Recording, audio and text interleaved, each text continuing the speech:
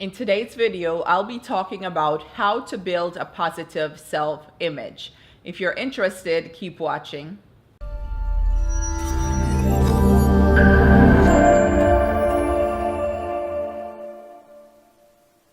Hi everyone, I'm Dr. Loren Josephs. Welcome to my channel, Dr. LJ Speaks Life, where my goal is to empower women and girls to build self-confidence, improve self-image, and to eliminate the barriers to success in their lives. Today's topic is really important if we are to navigate successfully towards our goals. And I'm talking about the concept of self-image and having a positive self-image. Self-image is really about how we view life and what we think is true about ourselves and our potential in the world. And self-image is informed by our life experiences. It's really important to recognize that our subconscious mind accepts as truth anything that we say after the words I am.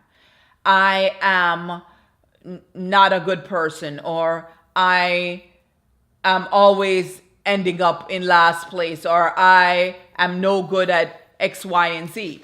When you make such statements, such blanket statements of negativity over your life, it really is interfering with your mind's ability to support you in the achievement of your goals. So it's critically important to start identifying the lies you tell yourself.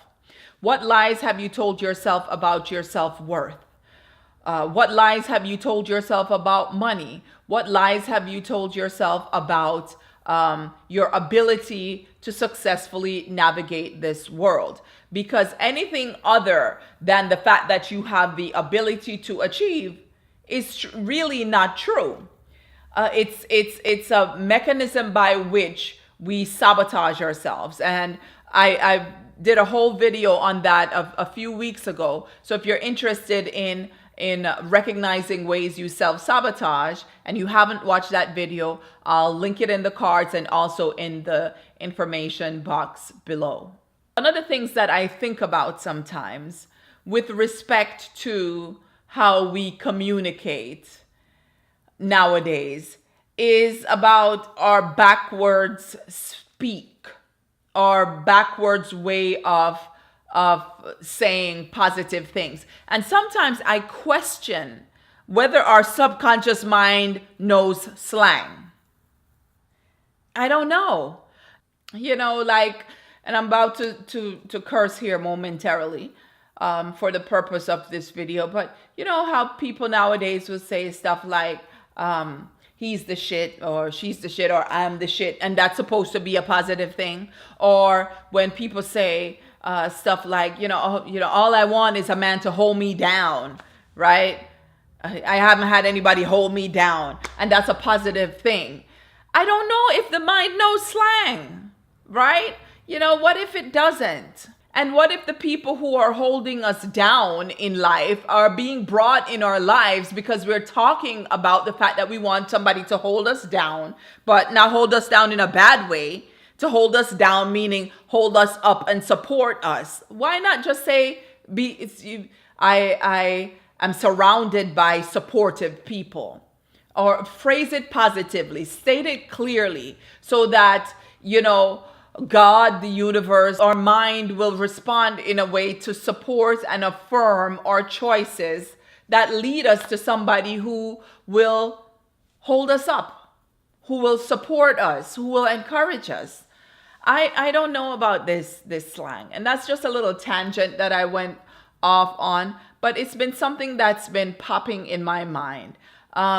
It's just really incredible how our language has devolved to a place where things are upside down, where bad means good and good means bad, and hold me down means hold me up, and being the shit means being excellent. I don't know about that. But I'll move on. But that's just something that occurs to me. And when I hear it, the hairs on the back of my neck always bristle, because I say, I know that's being stated affirmatively, but I don't know. I don't know if our mind is receiving it that way, is interpreting it that way, and is acting to impel us towards achieving that goal, right? The goal that we think we're stating when we say that backwards speak. Anyway, that's just me in my mind. But anyway, so I was saying it's just really important to recognize that how we complete the words, the sentence I am, is really important, because what follows that our mind accepts as the truth. So for this reason, it's you can use positive affirmations. And even in situations where the things that you are saying, or the things that you are thinking, are not consistent with the reality of your current state, not consistent with the reality in your life, what that does is to place that aspirational thought in your mind and leads your mind to act on it, because it's going to be in a state of cognitive dissonance. Cognitive dissonance is the state of mind where it's saying, okay, does not compute. What I'm thinking and what I'm experiencing are two different things. What I'm thinking and the world around me does not match. So therefore, I am going to cause this person who's thinking those affirmative thoughts, those thoughts of success, those thoughts of winning, those thoughts of progress, even though they are in a system that is just depressed. The mind is going to impel you to start doing the things that makes the outward reality match the thoughts that you're having in your head. That is the power of the mind. That is the power of the positive thought. And so when people say, oh, there's this positive thinking has gone too far and people, it's hocus pocus and nonsense. No, it actually isn't. There's some science behind it. And if you are a person of faith, there is some religion behind it too. I'm not in any position to be preaching the gospel. I'm a sinner in the world trying to make it myself. But there is a lot of support for this in the religious principles, if you are a person of faith. So speak affirmative thoughts, speak life into your life. This is a refrain that I have said over and over in a number of the videos that I've had thus far, and it's not by accident. It's because it works. I use positive affirmations every day. At some point during the day, I repeat these words to myself. I am filled with confidence and good intention. I can transform any problem into opportunity. I love myself. I enjoy my positive thoughts and good feelings. I feel grounded and in the present moment.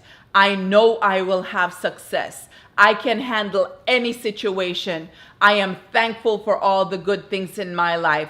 I create my own lifestyle. I will give value to others as they will to me. I feel good about my unique self. Changing my beliefs changes my life.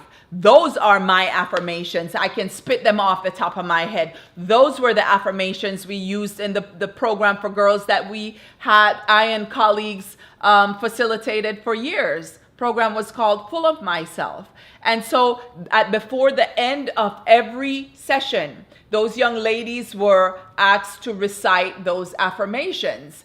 And I hope that those of you who are watching, who are my girls from Full of Myself, now ladies from Full of Myself, college graduates from Full of Myself, hairstylists from Full of Myself, moving through the world, are still remembering to affirm yourself, to speak positivity over your life, because it matters. It truly matters. Those affirmations I came across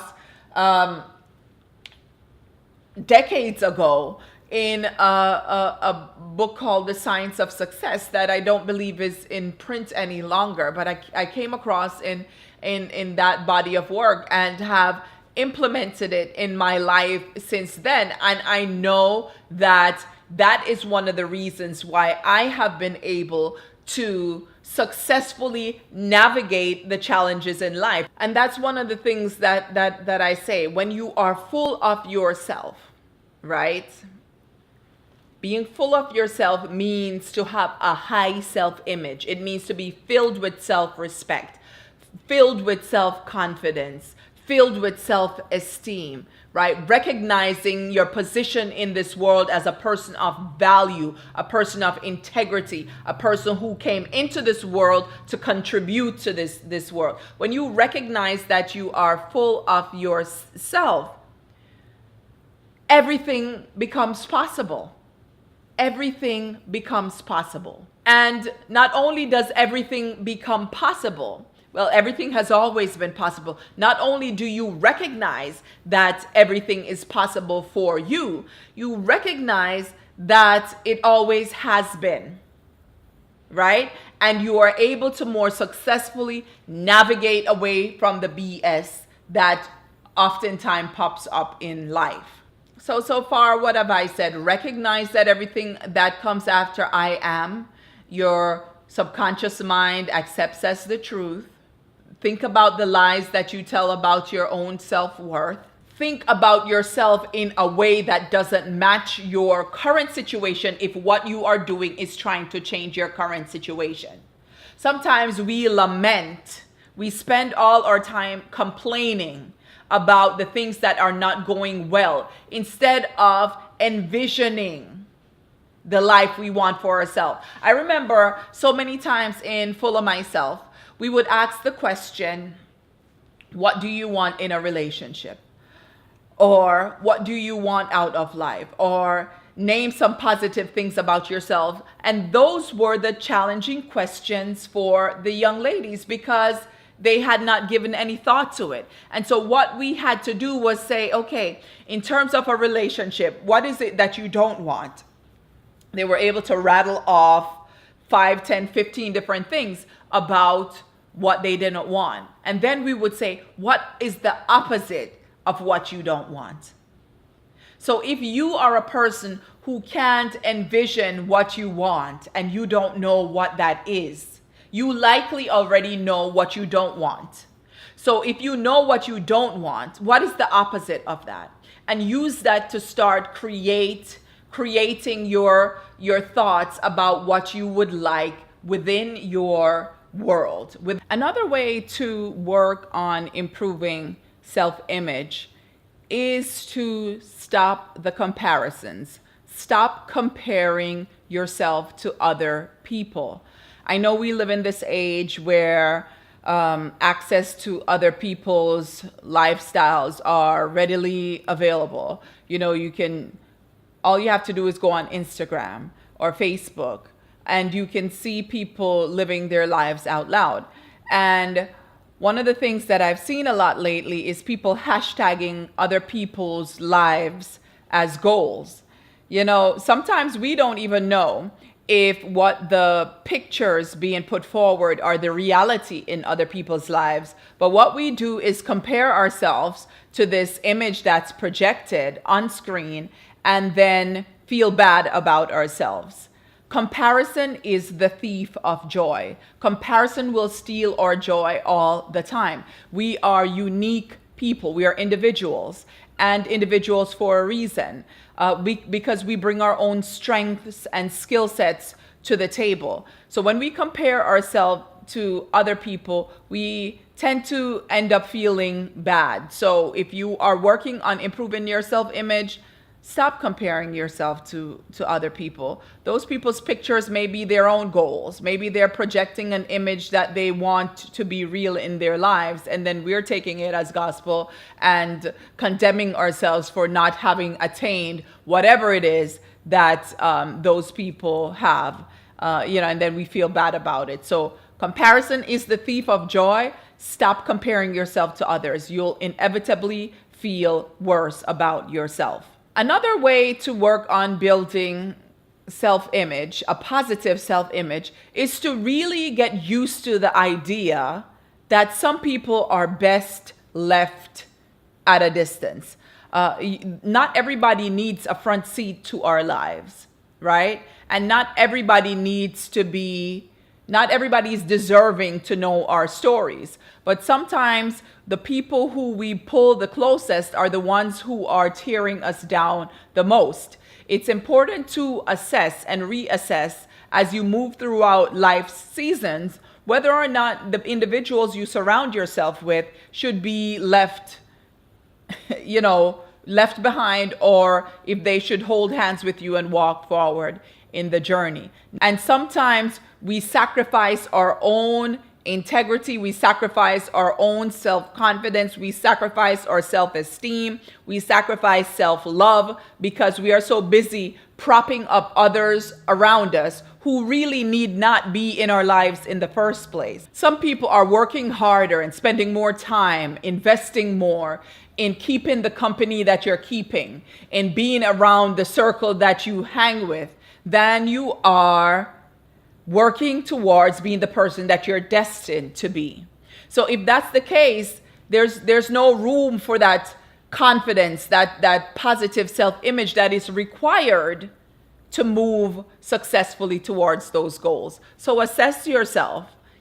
How much work are you doing internally, and how much are you looking for externally? It's called self-image, self-esteem, right? It's called self-efficacy, because it requires ourself. It's not something that someone can give us externally. And some of us spend our lives waiting for affirmations of others, waiting for others to give us the love that we need to give ourselves, because it starts with the self first. Why would someone want to be around you if you don't want to be around yourself? If you are afraid of being lonely, or if you make decisions in your life solely because you want to avoid loneliness, then some self-work needs to be done. Another way to build a positive self-image is to celebrate those small gains. Sometimes we don't take the time to acknowledge the little things that we have done, over time. We want the big bang. We want fireworks to go off. We want everything right now. And we miss those small things that we are doing that really are moving us down the path we need to go.